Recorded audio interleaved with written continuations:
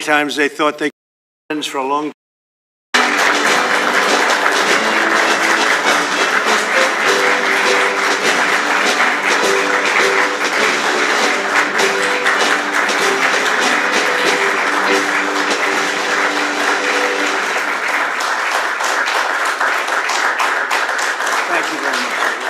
Thank you very much.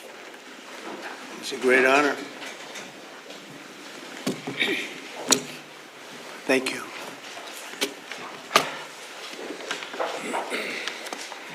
It's a long time, 35 years they fought, and now they're friends, and they're going to be friends for a long time. But it's a big, beautiful honor to welcome everyone to the White House for this very historic peace summit between Armenia and Azerbaijan. It's really a great thrill for me.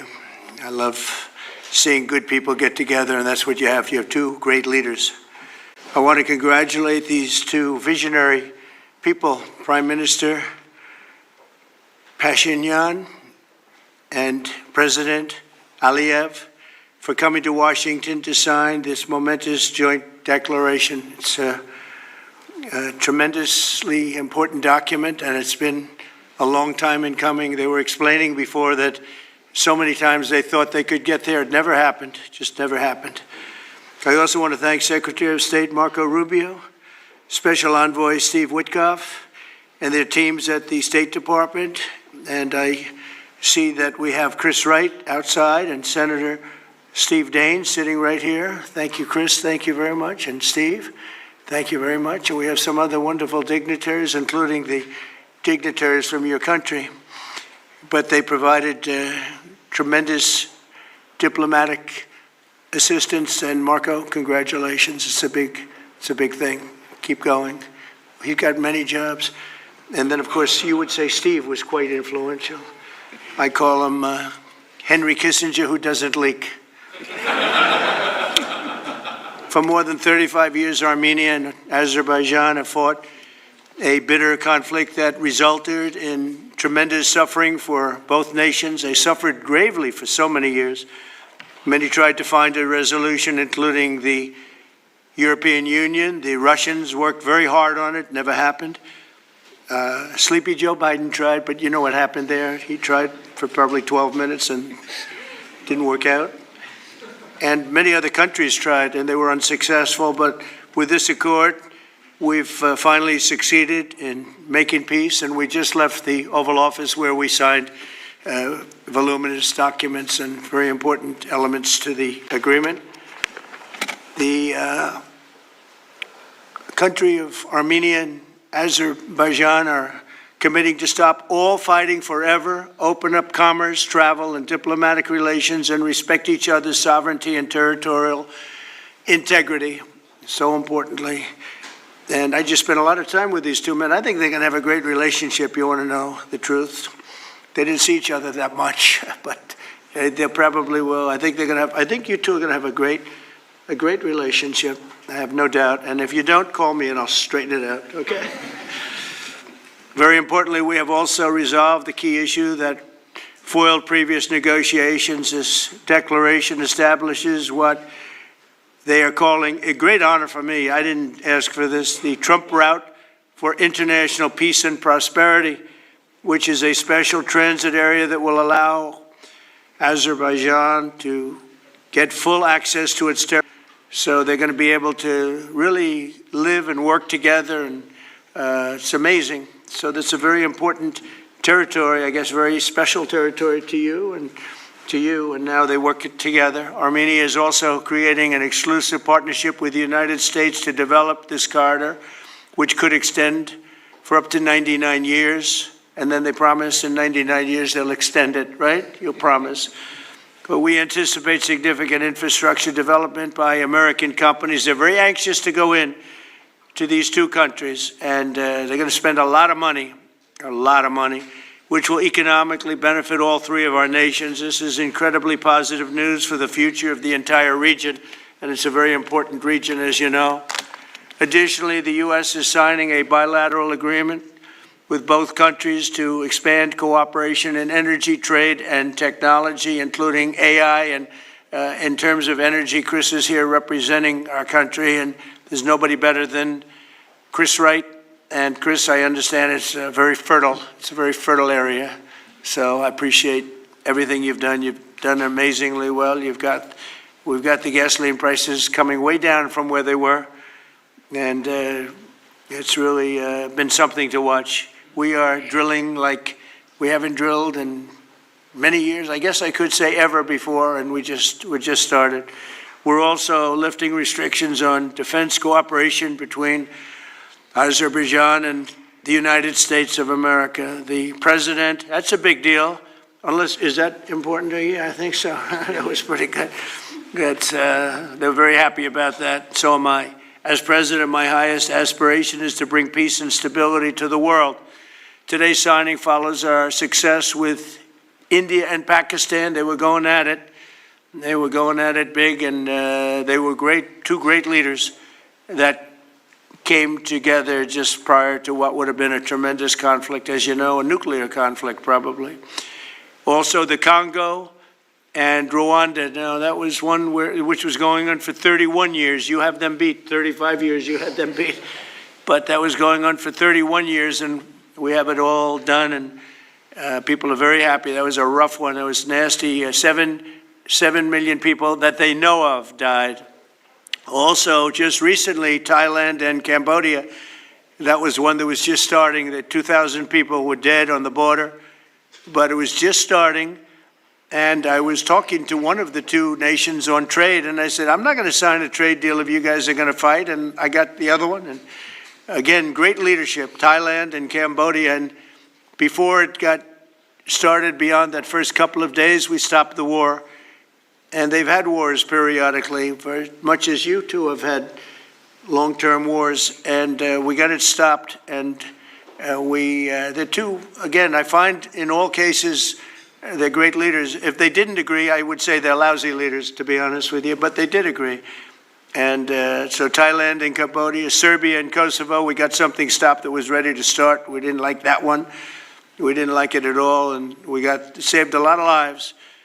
And numerous others. In addition, as you know, we took out the nuclear capability of Iran.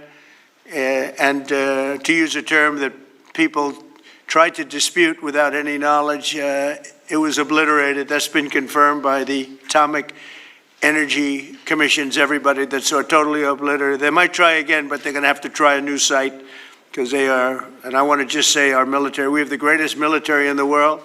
We have the greatest equipment and military manufacturing anywhere in the world, nobody even close. And that sort of proved it. So getting rid of that threat from the Middle East was very big. And I think a lot of people are going to be joining right now the Abraham Accords. It's going to be very important. So hopefully we're going to have many more successes. I hope we're not going to have too many more in this field, because hopefully we're not going to be seeing too many more wars. But I came in and this whole world was on fire. All these things were sort of happening. We've only been here for 6 months. The world was on fire. We took care of just about every fire, and we're working on another one that you're reporting on very strongly with Russia, Ukraine, and we'll have some more information for you a little bit later. But I want to ask these two very special people. Again, I've gotten to know them. They're very special people, and I think they have the potential to have a great personal relationship, which is always good, but also a great just relationship. And if I might, may I ask you to say a few words, sir? Thank you very much, Mr. President. First of all, thank you for the invitation. It's a big honor to be invited by the President of the United States for this historic event. Actually, we are writing a new history in a bilateral interstate relationship between the United States and Azerbaijan. We are starting the path towards a strategic partnership. The Charter on Strategic Partnership will be elaborated within several months, and that is a historic achievement for Azerbaijan, because to be in the format of strategic partnership with the greatest country of the world is a great opportunity and also a very big responsibility. And this strategic partnership format embraces so many important areas: mutual investment, trade, energy, connectivity, transit, AI, defense sales, counterterrorism. So all these areas where we had and hopefully will have very active cooperation in the future. So it opens a lot of opportunities for Azerbaijan to continue its path of development, to diversify its economy, to keep unemployment low as it is today, and to look to the future with great optimism. Also, I'm very grateful to Mr. President that he today lifted the restrictions which have been imposed on Azerbaijan back in 1992, just only 1 year after Azerbaijan restored its independence. These restrictions have been imposed on us. So after 33 years, these restrictions have been lifted just today. So really, it's a day which will be remembered by the people of Azerbaijan with a feeling of pride and gratitude to President Trump for his attitude to Azerbaijan, for his vision, for not only for our region. We were exchanging views today, and I said that within several months he managed to put an end to conflicts in Asia, in Africa, and now in Southern Caucasus. What we could not achieve for more than 30 years. We had to sacrifice lives. We had to fight two very bad wars with a lot of casualties. And if not for President Trump and his team, and our great friend, Mr. Vitkov and his team, probably today, Armenia and Azerbaijan would have been again in this endless process of negotiations. Brings peace to Caucasus, and we're grateful for that. And I'm sure that Armenia and Azerbaijan will find courage and responsibility to reconcile, and also the people will reconcile. We will turn the page of standoff, confrontation, and bloodshed, and provide bright and safe future for our children. So I'm very happy because today we're writing the great new history. And once again, Mr. President, thank you for all what you are doing for us, for our region, and for the whole world. Thank you very much. Thank you.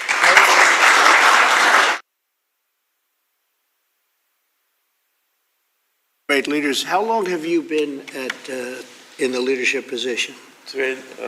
22 years. 22 years, Yeah. That's pretty good. That means he's tough and smart. And it's an amazing part of the world. Congratulations. Thank What you. a great honor to be involved. Thank you very much. Please. Thank you, Mr. President, ladies and gentlemen. Today we have reached a significant milestone in Armenia-Azerbaijani relations. We're laying a foundation to write a better story than the one we had in the past. This breakthrough would be simply not have been possible without President Trump's personal engagement and his resolute commitment to peace in our region. The initiating of peace agreement will pave the way to end the decades of conflict between our countries and open a new era based on the full respect for the sovereignty and territorial integrity of each other.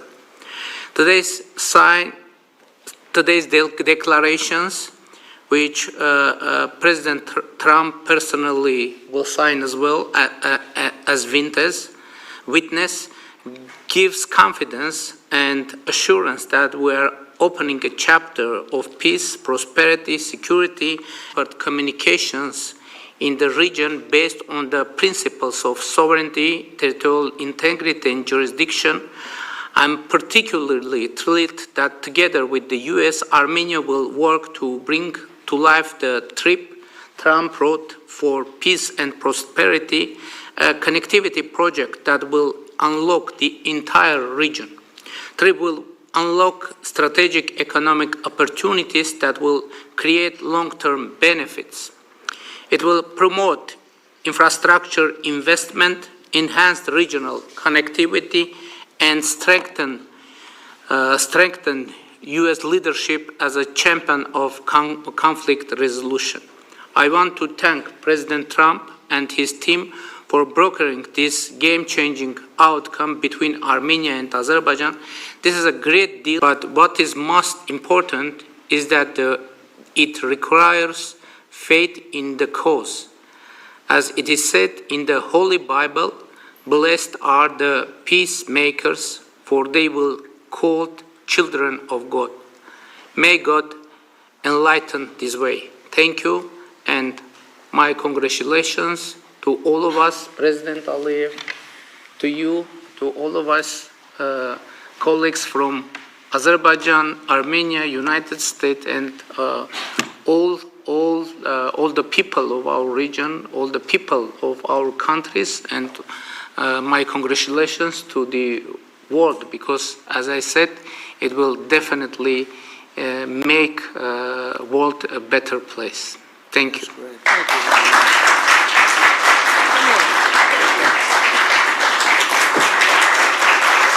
President of the United States, the President of the Republic of Azerbaijan, and the Prime Minister of the Republic of Armenia will now sign the joint declaration on the outcomes of the Trump Route for International Peace and Prosperity Summit. That's really They will beautiful. sign 3 copies in English. The President of the United States signs as a witness to the President of the Republic of Azerbaijan and the Prime Minister of the Republic of Armenia, affirming their path to peace, stability, and prosperity.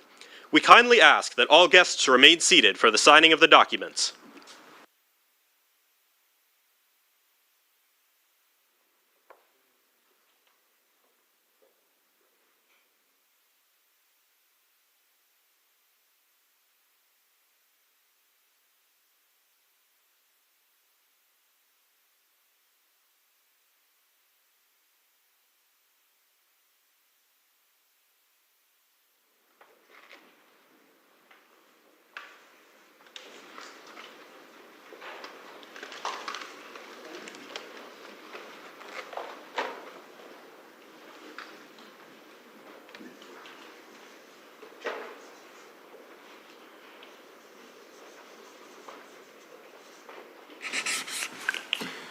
That is so great, and we'll hold up. How about holding up that document? All right.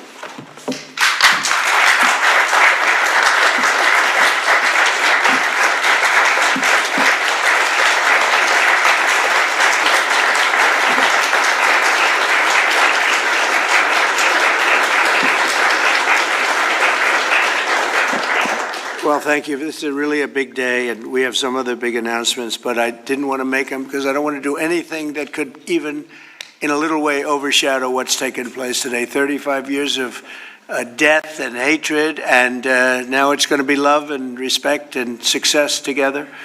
And I didn't really want to do anything that would in any way overshadow. I don't think it can be overshadowed when you're at war and so many people have suffered and so many people have been killed. And now you're going to have great peace. And I look forward to that corridor, because that corridor sounds, I'm going to have to get over there. The elusive peace in Ukraine.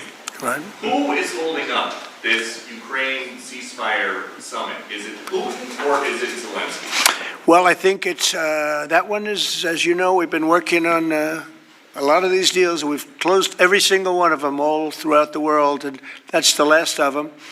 And they're losing, Peter, about 6, maybe even 7,000 soldiers every single week.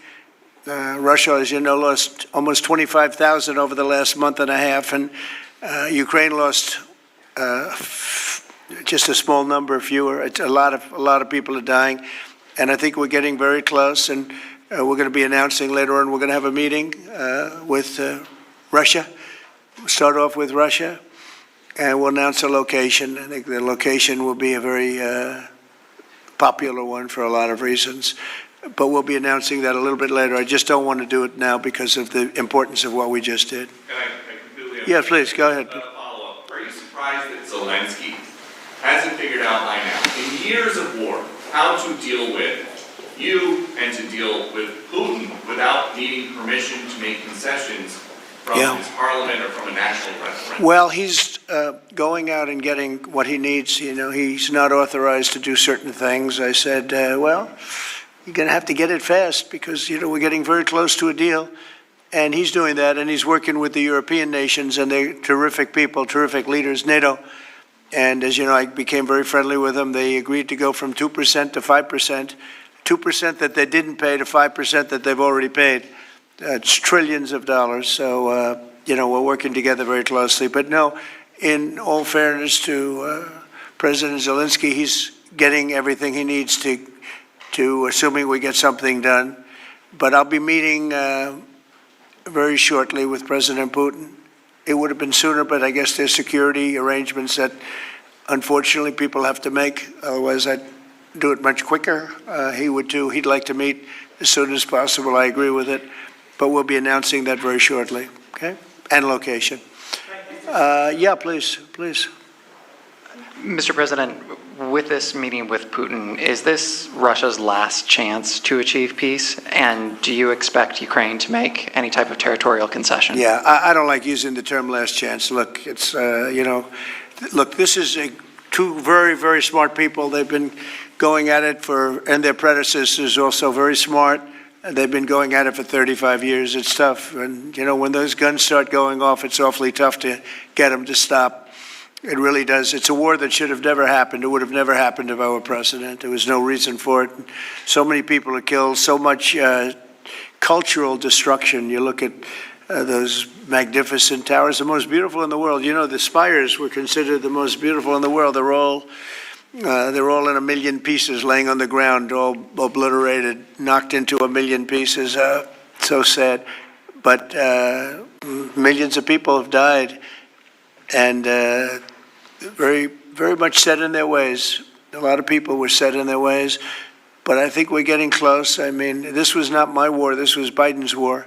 But the European Union has been great. As you know, they're purchasing equipment from us. They have a lot of money, and they're spending a lot of money on buying equipment. We're not spending money, but we are supplying them equipment. They're paying for it. And I think, you know, that a lot of things happened recently that would make this go forward. I'm not going to mention anything having to do with India, but maybe that had an impact. But what really had an impact was NATO has stepped up in terms of their spending on buying military equipment. You know, we're in for probably through Biden and his people, $350 billion. $350 billion. When they hear these numbers, you're saying that's a lot of money. $350 billion the United States has spent on that. It should have spent nothing because it should have never happened. It would have never happened. And Europe is in for over $100 billion, which is, it should be the opposite if we were in for anything, but it should be the opposite. And I will say that Europe wants to see peace. The European leaders want to see peace. President Putin, I believe, wants to see peace, and Zelensky wants to see peace. Now, President Zelensky has to get all of his everything he needs because he's going to have to get ready to sign something, and I think he is working hard to get that done. Will Zelensky have to give up territory, Mr. President? Well, you're looking at territory that's been fought over for 3.5 years with, you know, a lot of Russians have died, a lot of Ukrainians have died. So we're looking at that, but we're actually looking to get some back. And some swapping. It's complicated. It's actually nothing easy. It's very complicated, but we're going to get some back. We're going to get some switched. There'll be some swapping of territories to the betterment of both. And but we'll be talking about that either later or tomorrow or whatever. Yeah, please. Say it. If I could ask a question of your guests and also of you. Yeah. Of the guests, will the Armenians from Nagorno-Karabakh be allowed to return? And also, do you have any thoughts on the talk about President Trump winning the Nobel Peace Prize? And for President Trump, you're working on resolving 2 other major conflicts. In Gaza, you've spoke of resettling the Gazans. The country of Somaliland has expressed potential interest if you were to diplomatically recognize their independence. Are you inclined to do so? And also, did President Putin present an award to Mr. Witkoff during their recent visit? He likes Mr. Witkoff, I can tell you that. That's true. Please, go ahead. I think President Trump deserved to have a Nobel Peace Prize, and we will defend that, and we will promote for that, and that's obvious. So, and today's event, I think, is a very bright expression of that, and hopefully you will invite us to Front row, you'll be front row. yeah. Thank you. very much. We are in favor. Thank you. Thank you. Can I have a suggestion? Yes. So maybe we agree with Prime Minister Pashinyan to send a joint appeal to Nobel Committee to award President Trump with the Nobel Peace Prize, because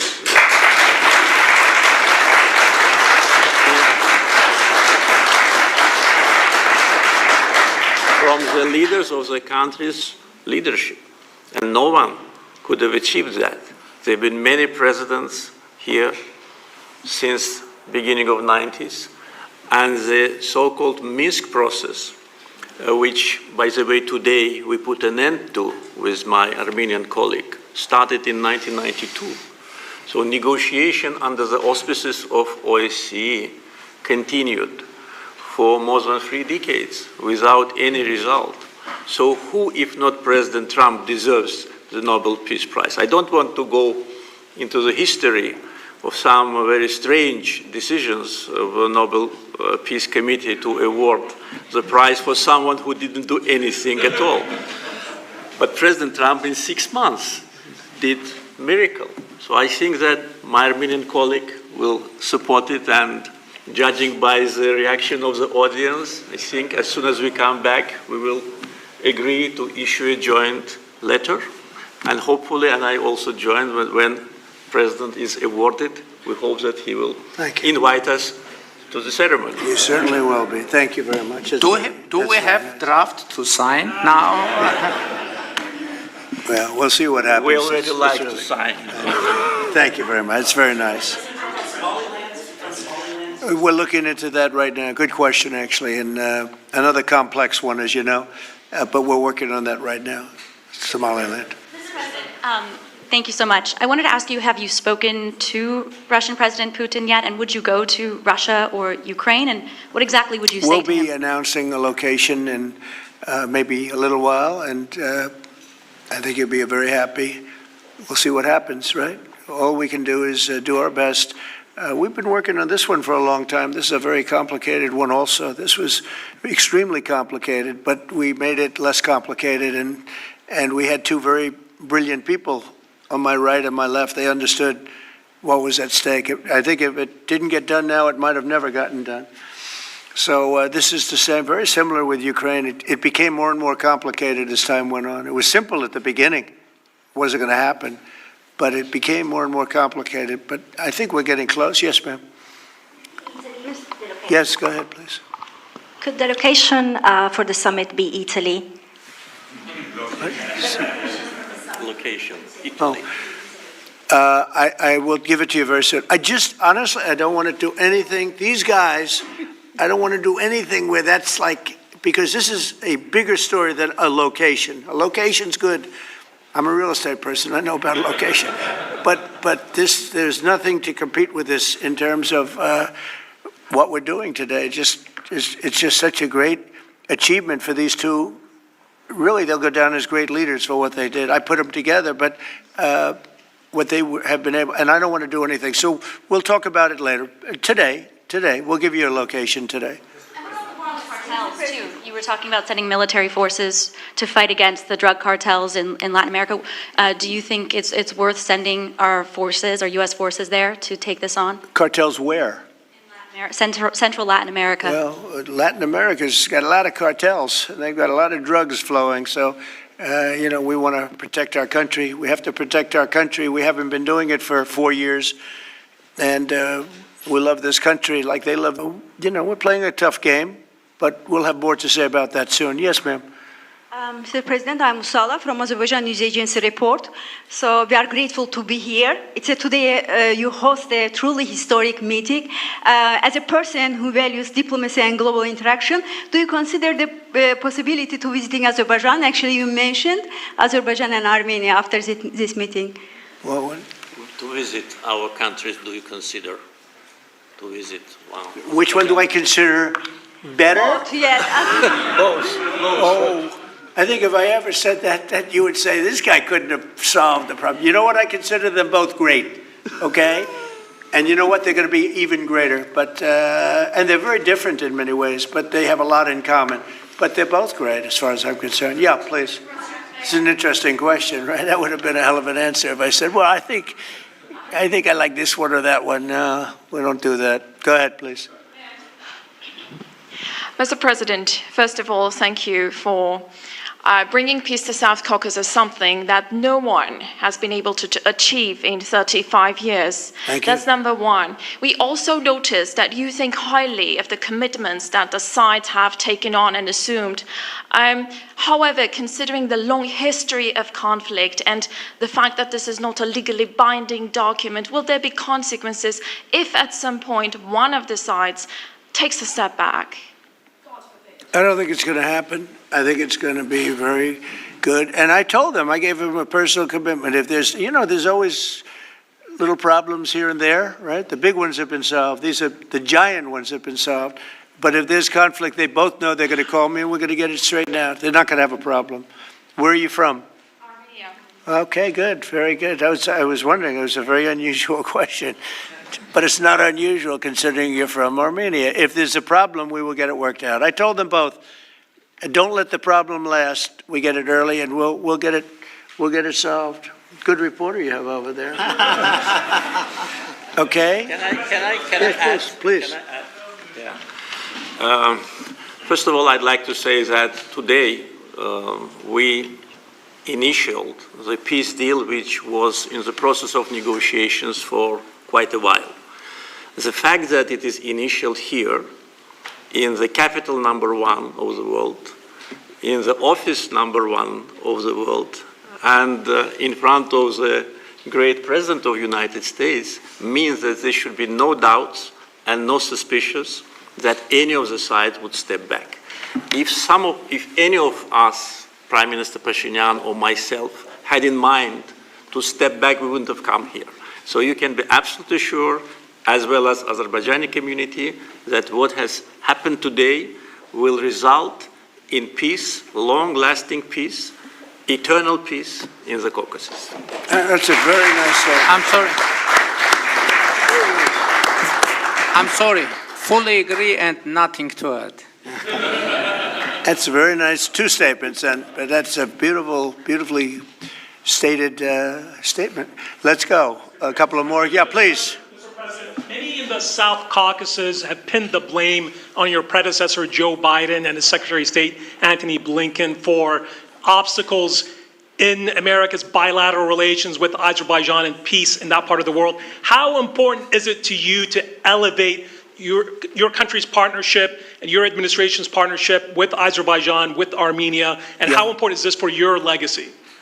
Well, to me, it's very important, but it's, I know the history of what was going on because I do a lot of reading, and they've been at a vicious, they've had a very contentious relationship for a long time. It's war. A lot of people from Armenia, I know a lot of people from both countries, and they're incredible people, and it shouldn't happen what has happened. I wish we could have been here sooner, if the election were different. I'm going to be nice today. I'm not going to be controversial and say the election was rigged. I would have had this thing solved 4 years sooner.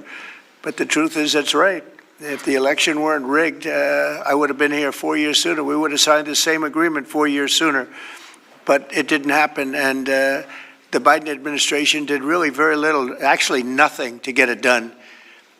But they did nothing to get really anything done. This country was in very serious shape. And I say it over and over again. I met all the leaders of NATO. I went, as you know, to the Middle East. I was with the King of Saudi Arabia, the leaders of great countries, right? Qatar and UAE and others in the Middle East. And everyone essentially said the same thing. We had a dead country 1 year ago. We had a dead country. Our country, or whatever it is, to settle wars like we have right here to my left and my right. And these two guys are very smart. I got to know them, and they're very smart. They're not going to, I don't think they're going to ever have to bother with me. They may call me just to bug me a little bit, let me put them to a test and they'll call because they like to call me.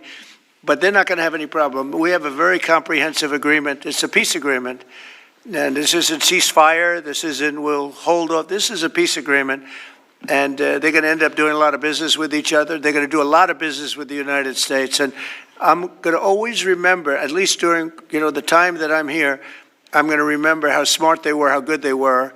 And when it comes to trade and other things, we're going to always go 100% out. We'll go out of our way to make sure it comes out good for them. They did an amazingly good thing and a very brave thing. It's a very complicated part of the world they come from, very tough part of the world. It's a tough, but smart part of the world. Smart, tough people, and great wealth, great energy wealth. I was talking to Chris, and you were saying, in terms of wealth, it's enormous wealth.